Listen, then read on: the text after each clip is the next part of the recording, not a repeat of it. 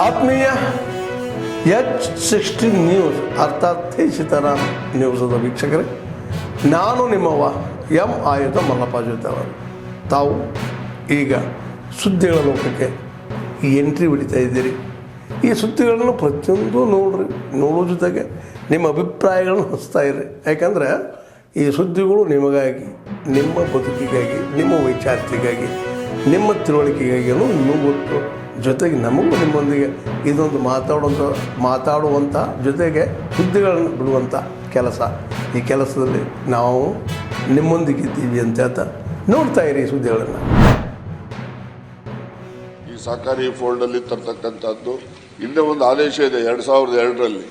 ನಿಮ್ಮಲ್ಲಿ ಏಕೆಂದರೆ ಸೌತ್ ಕೇಂದ್ರ ನಾರ್ತ್ ಕೇಂದ್ರ ಅಂತೇಳಿ ದೇವರ ನಾಡು, ಅಲ್ಲಿರ್ತಕ್ಕಂಥ ಡೆಪಾಸಿಟಲ್ಲಿ ಅವರಲ್ಲಿರ್ತಕ್ಕಂಥ ಹಣ ಏನಿದೆ 50% ಆದರೂ ಸಹಕಾರ ಸಂಸ್ಥೆಗಳಲ್ಲಿ ಇಡಬೇಕು ಅಂತಕ್ಕಂಥ ಸರ್ಕಾರಿ ಆದೇಶ ಇದ್ರೂ ಕೂಡ ಕೆಲವು ಕಡೆ ಅದನ್ನು ಕಠಿಣವಾಗಿ ನಾವು ಜಾರಿ ಮಾಡಲಿಕ್ಕೆ ಸಾಧ್ಯ ಆಗಿಲ್ಲ. ಈ ಎಲ್ಲ ಹಿನ್ನೆಲೆಯಲ್ಲಿ ಬಹಳಷ್ಟು ಹಣದ ಲಭ್ಯತೆ ಕೊರತೆ ಇರೋದ್ರಿಂದ ನಾವು ಸಂಪೂರ್ಣವಾಗಿ ರೈತರಿಗೆ ಬೇಕಿರ್ತಕ್ಕಂಥ ಸಾಲ ಸೌಲಭ್ಯಗಳನ್ನು ಕೊಡ್ತಕ್ಕಂಥ ಸಾಧ್ಯ ಇಲ್ಲ. ಮುಂದಿನ ದಿನಗಳಲ್ಲಿ ಕಠಿಣವಾಗಿ ನಾವು ತೀರ್ಮಾನಗಳನ್ನು ತೆಗೆದುಕೊಂಡು ಎಲ್ಲ ರೈತರಿಗೂ ಕೂಡ ದೊರಕುವ ರೀತಿಯಲ್ಲಿ ಕ್ರಮ ತೆಗೆದುಕೊಳ್ತೀವಿ. ಮಾಡಲ್ಲ ಅಂತ ಹೇಳಿಲ್ಲ, ನಾವಿಲ್ಲಿ ಮಾಡ್ತದೆ. ಇದ್ರ ಬಗ್ಗೆ ನಮ್ಮ ಮುಖ್ಯಮಂತ್ರಿಗಳ ಜೊತೆ ಮತ್ತು ನಮ್ಮ ಸಹೋದ್ಯೋಗಿಗಳ ಜೊತೆ ಚರ್ಚಿಸಿ ಒಂದು ಆದಷ್ಟು ಬೇಗನೆ ಶೀಘ್ರ ಒಂದು ನಿರ್ಧಾರ ತೆಗೆದುಕೊಳ್ತೀವಿ. ಹೇಳ್ತೀನಿ ರೀ, ಅಲ್ಲ ನಾ ಹೇಳೋದು ಕೇಳ್ರಿ. ನೋಡಿ, ನಾನು ನಿಮ್ಗೆ ಹೇಳಿ, ಇಲ್ಲಿ ಏನೇ ಮಾಡಲಿ ಸಭಾಪತಿಗೆ ಸದನ ಅಧಿಕಾರ ಕೊಟ್ಟಿದೆ, ಅದ್ರ ಪ್ರಕಾರ ನಿಮ್ಮ ಮಾಡಿವಿ. ಅಲ್ಲಿ ಮಾಡಿ ಅವ್ರನ್ನ ಜಾಯಿನ್ ಮಾಡಿ ಇವ್ನು ಮಾಡ್ಲಿ, ಯಾಕೆ ಮಾಡೋದಿಲ್ರಿ? ನಾವು ಮುಖ್ಯಮಂತ್ರಿಗಳಿಗೆ ಯಾಕೆ ಹೇಳ್ತೀನಿ ನೋಡಿ, ಅಧಿಕಾರ ಇಲ್ಲಿ ನಮ್ದು. ಅಧಿಕಾರ ನಾವು ಕೊಟ್ಟಾಗ ರಾಜ್ಯಪಾಲನ ಕೇಳ್ತೀವಿ, ಮುಖ್ಯಮಂತ್ರಿ ಕೇಳ್ತೀವಿ ಅಂತ ಹೇಳ್ಬೇಡಿ. ನೇರವಾಗಿ ಇಲ್ಲ, ನಾನು ಹೇಳ್ತೀನಿ, ಇವತ್ತು ಇಶ್ಯೂ ಮಾಡ್ಲಿಕ್ಕೆ ಹಕ್ಕು ಚೀಟಿ ಕಳಿಸ್ಕೊಡ್ತೀನಿ.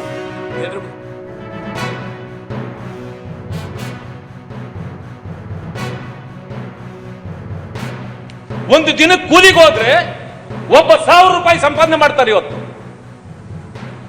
ಅಲ್ಲೂ ಹೋಗಂಗಿಲ್ಲ, ನೀವು ಹೊಟ್ಟೆಗೆ ಹಾಕಂಗಿಲ್ಲ.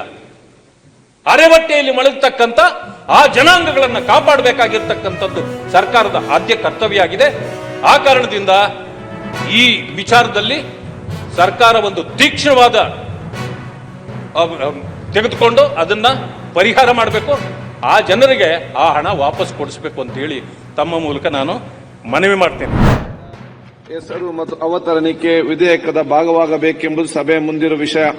ಪ್ರಸ್ತಾವದ ಪರವಾಗಿರುವ ಹೌದು ಎಂದು ಸೂಚಿಸಬೇಕು, ಪ್ರಸ್ತಾವದ ವಿರೋಧವಾಗಿರುವ ಇಲ್ಲ ಎಂದು ಸೂಚಿಸಬೇಕು. ಪ್ರಸ್ತಾವ ಹೌದು ಎಂದು ಪರವಾಗಿದೆ ಎಂದು ಭಾವಿಸುತ್ತೇನೆ. ಪ್ರಸ್ತಾವ ಹೌದು ಎಂದು ಪರವಾಗಿದೆ. ಪ್ರಸ್ತಾವ ಅಂಗೀಕರಿಸಲ್ಪಟ್ಟಿದೆ. 1ನೇ ಖಂಡ ಹೆಸರು ಮತ್ತು ಅವತರಣಿಕೆ ವಿಧೇಯಕದ ಅಂಗವಾಗಿದೆ. ಮಾನ್ಯ ಮಂತ್ರಿಗಳು ಮಂಡಿಸು.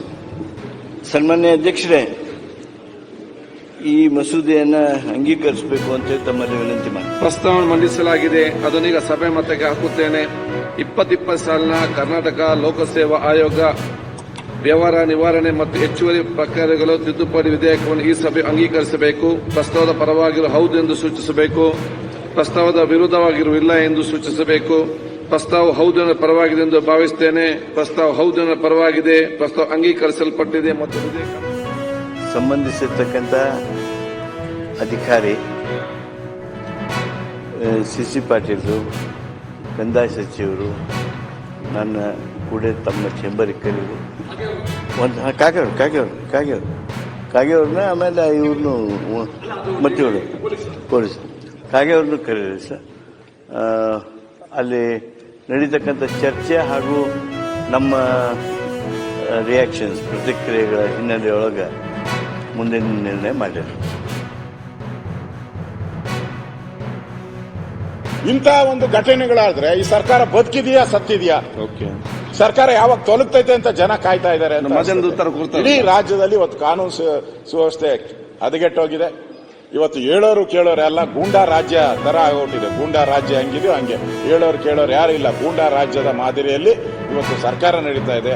ಲಂಗು ಲಗಾಮ್ ಇಲ್ಲ. ಮುಖ್ಯಮಂತ್ರಿಗಳು ಅದೇನೋ ಯಾಕೆ ಹಿಂಗ್ ಆಡ್ತಾ ಇದಾರೋ ಗೊತ್ತಿಲ್ಲ. ಮುಖ್ಯಮಂತ್ರಿಗಳು ಗಮನ ಇಲ್ಲ.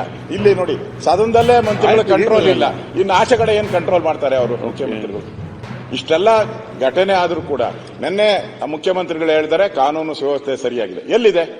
ಹಂಪಿಯಲ್ಲಿ ರೇಪ್ ಆಗಿದೆ, ಆಯ್ತು ಮತ್ತೆ ಲವ್ ಜಿಹಾದ್ ಆಗ್ತಾ ಇದೆ. ಹೇಳಿದಿರಿ ಈಗ. ಇವತ್ತು ಕನ್ನಡದ ಮಾನ ಮರ್ಯಾದೆ ಹೋಗ್ತಾ ಇದ್ದಾರೆ, ದೇಶದ ಮಾನ ಮರ್ಯಾದೆ ತೆಗೆದು ಇಷ್ಟೂ ಕೂಡ ಇವತ್ತು ಇದೊಂದು ಗೂಂಡಾ ರಾಜ್ಯ, ಇದು ಗೂಂಡಾ ರಾಜ್ಯದ ಒಂದು ಅಪರಾವತಾರ ಅನ್ನೋ ಮಟ್ಟಿಗೆ ಇವತ್ತು ರಾಜ್ಯದಲ್ಲಿ ಇರುವಂತದ್ದನ್ನ ನಾವು ಎಲ್ಲರೂ ಕೂಡ ರಾಜ್ಯದ ಜನತೆ ಇವತ್ತು ನೋಡ್ತಾ ಇದ್ದಾರೆ. ಇದನ್ನ ನಾನು ಖಂಡಿಸ್ತೀನಿ.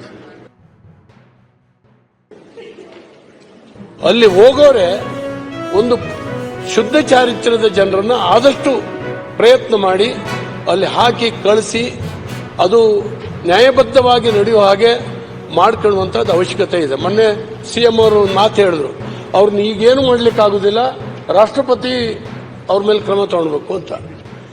ಅಪಾಯಿಂಟ್ಮೆಂಟ್ ಮಾಡೋರು ನಾವು, ಆಮೇಲೆ ಮಾತಾಡದೇ ಇರುವಂತಹ ಒಂದು ಪರಿಸ್ಥಿತಿ ನಮಗೆ ಬರ್ತದೆ. ಇದಕ್ಕೆ ಬಹಳ ಮೇಜರ್ ಸರ್ಜರಿ ಅವಶ್ಯಕತೆ ಇದೆ.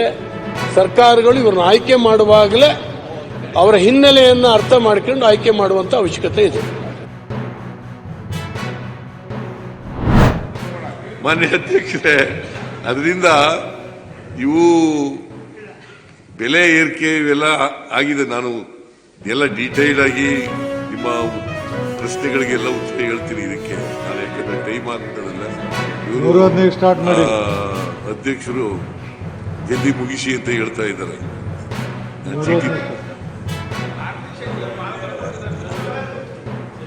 ಆಯ್ತಾ ಹೇಳ್ತಾರೆ.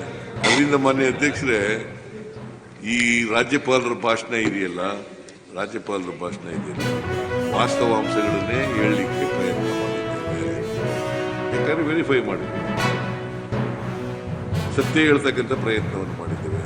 ನಮ್ಮ ಮುಂದಿನ ಗುರಿಗಳೇನು ಅಂತಕ್ಕಂಥದ್ದನ್ನು ಹೇಳಿದ್ದೇವೆ. ಯಾವುದನ್ನು ಕೂಡ ಅವಾಸ್ತವಿಕವಾದಂಥ ವಿಚಾರಗಳನ್ನು ಹೇಳಿಲ್ಲ, ಎಲ್ಲನೂ ಹೇಳಿದ್ದೀವಿ.